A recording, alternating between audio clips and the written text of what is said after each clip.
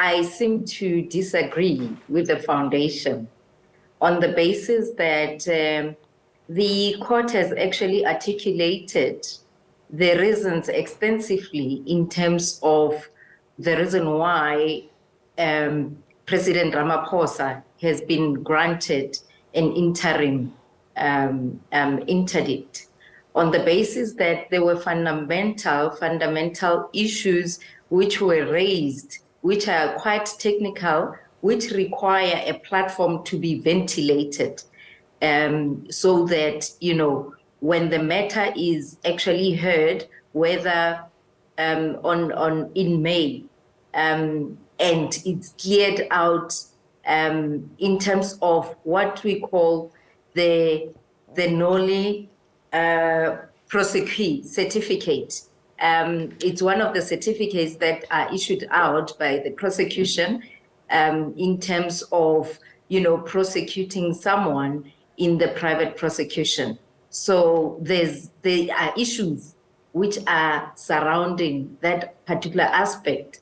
And if President Ramaphosa's argument holds water in terms of the unlawfulness of the proceeding, then it would have been inadequate or not proper for him to have attended such a proceeding.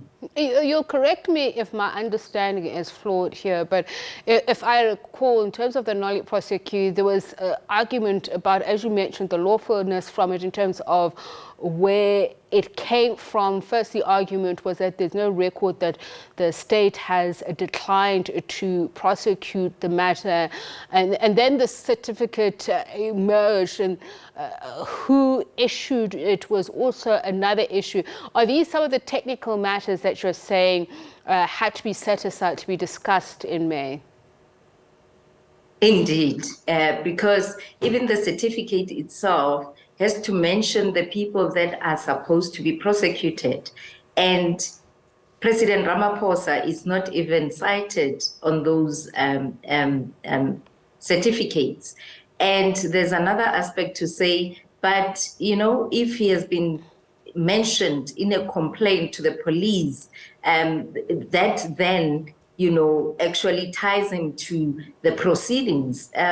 So those are the issues that are surrounding the technicalities of what I was referring to. So it's very imperative that the issues are ventilated to make sure that, both parties are heard and those issues are cleared. If the proceedings indeed are correct, then, the President Ramaphosa will then, be subjected to the proceedings that the former President Zuma has actually, put forth. And during the hearing to seek this interdict, the arguments that were made, particularly on the other side, and I'm talking about former President Zuma's legal counsel here, was the capacity in which President Cyril Ramaphosa is being sought to appear in court, whether or not it's his personal capacity as president. Why is this important? It's very important because what they are trying to do is actually to link him to the proceedings, right? And as I said, remember, the people who are appearing on that certificate are actually, he's not even mentioned there. But for me, I seem to see some level of desperation to make sure that, come high or low, President Ramaphosa must be in court, So now, despite this court interdict, the former president is said to be expected to be in court on Thursday for this attempted criminal proceedings against President Cyril Ramaphosa. So what is expected, particularly if we're being told that failure to appear will have the matter struck off the roll?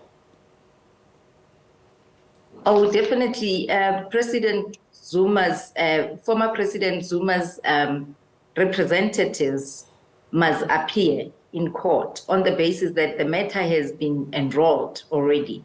So they need to appear so that they actually advise that particular court in terms of what transpired today, or in terms of what transpired with the interim proceedings or interim court order that was granted to President Ramaphosa. They need to go and advise court accordingly so that then they may seek postponement, maybe sine die. Sine die means, a date would be arranged later, or they may decide to withdraw the matter, or whichever way they decide to deal with the matter, but it will not proceed. But they are forced to definitely appear. Otherwise, it will be struck off the roll.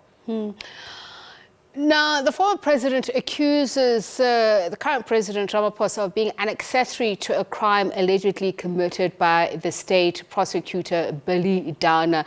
And this in the view that he didn't do anything about it. What are the obligations if a matter that involves the MPA is put before the president to consider? And I'm asking this given the separate arms of the state. I find that very, very interesting. On the basis that, remember, as you're saying, separate arms of the state, there are certain processes as they unfold, the president has to give that particular arm, the latitude to do their work, right? And not interfere. So, I don't see the narrative holding water in terms of that, because obviously the police are supposed to, take over, investigate, and do what they're supposed to do, and hand over to the NPA for them to, prosecute and all that. And there should not be any, interruptions or interventions or even interferences to that effect.